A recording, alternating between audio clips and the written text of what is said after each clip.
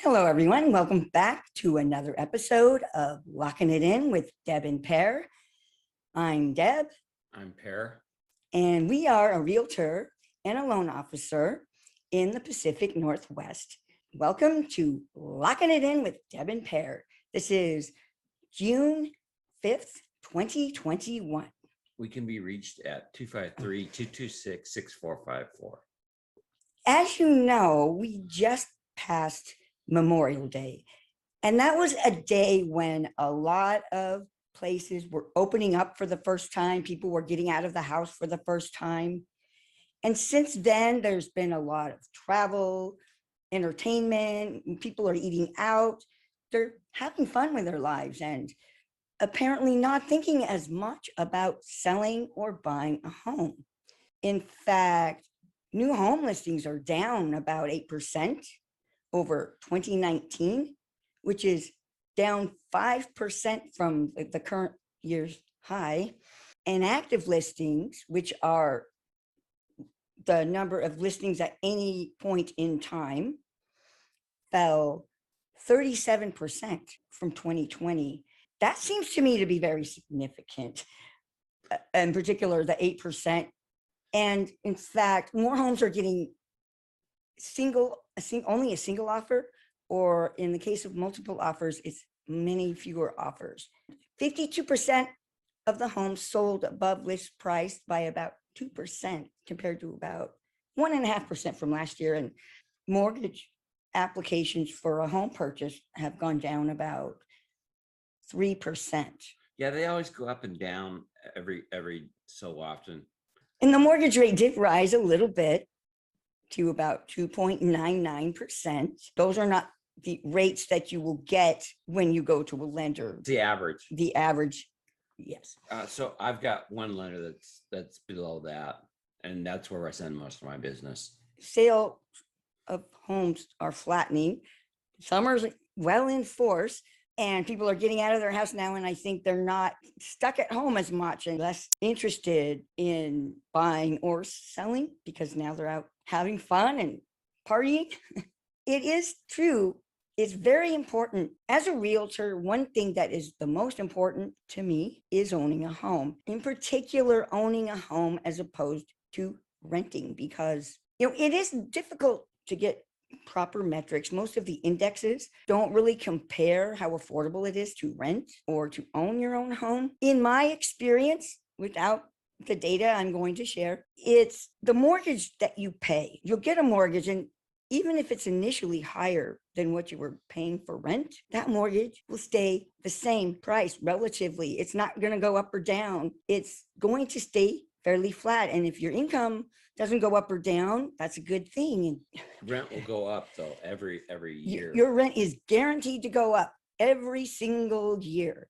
And renters pay 26% of their income on rent. On average. On average. Homeowners only pay 16%. And no, the extra 10% doesn't account for home maintenance. No, it doesn't cost that much to maintain my home. And I know it costs much less to maintain my home than it would cost to have an HOA. It is so much better. And you know what happens when I pay the mortgage? That money comes back to me. I get it back in owning part of my home and eventually owning my home outright. If you're paying rent, you're investing in your landlord.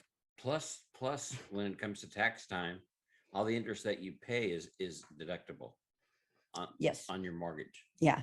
So, in particular, in the first, if you have a 30-year mortgage, you are going to save a lot of money for the first 10, 20 years of payments, because that's when you'll be paying the most interest is up front, but you get the savings all the way through. We're talking thousands of dollars you can write off your tax bill every year.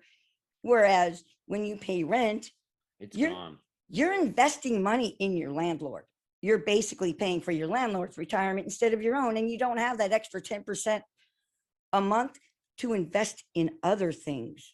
As a homeowner, if you're paying 16% of your income, then you have that other 10% you're not wasting on rent to invest in a 401k or stock purchase or buy another property and rent it out and let the tenants take care of you. Plus, your home is increasing in value over time. Every home increases in value over time. Yeah. And a home is actually one of the best investments because unlike other types of investments, everyone will always need a place to live. There will never be a ton of land and property available. What we have is fixed. The earth is only so big, there's only so much land to buy. And that makes that little spot of land you own invaluable. You own a portion of the earth, and very few people on planet Earth can say that. A home, it is an investment. You can live in it. Your rent might go up every year, 100, $200. Does your income? Probably not. Eventually you'll have to move because your rent will get too high. You can't remodel. You can't buy that cool statue. You really are limited when you rent. Your whole life is limited. You're taken advantage of by a huge amount of rent that you have to pay because the market is overpriced when it comes to rent. If you can get a home and with your mortgage, you might pay $1,800, maybe $2,000 if you have a median priced home. A lot of people I know are paying more than that to rent a 2-bedroom apartment. It's hard to find decent rental, particularly of a single family home, which is so much better than an apartment and what most people want to buy.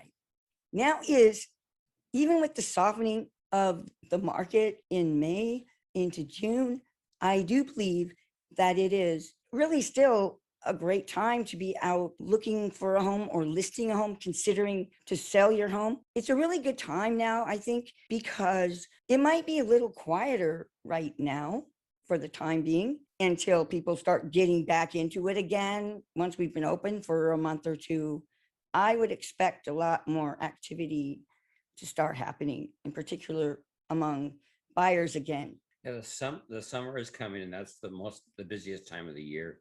Also, projections are that the market's going to pick up in the fall. So in the near future and in the future, it looks like things are going to be booming.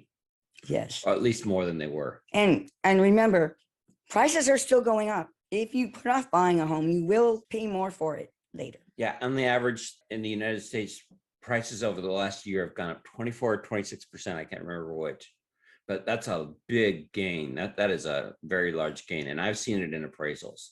Yeah. And appraisals, from what I understand, you don't even always need an appraisal now. That's true because certain lenders can tell that the price has gone up 24, 26%. And if you're putting enough down, or if you're refinancing with enough equity, there's really no need. This is mainly on purchases and no cash back refinances. That makes perfect sense. And in fact, it makes sense not to have appraisals on those in general, other than just verifying the property is in good shape. Yeah, which is a big part of it. If an appraisal was done a year or two before and the lender can tell that, then a lot of times some of these lenders will ignore that. Well, if there's a real estate question you want to know about, let us know in the comments. Please remember to like and subscribe so that you can hear from us with your real estate news every single week. Signing out on June 5th, 2021.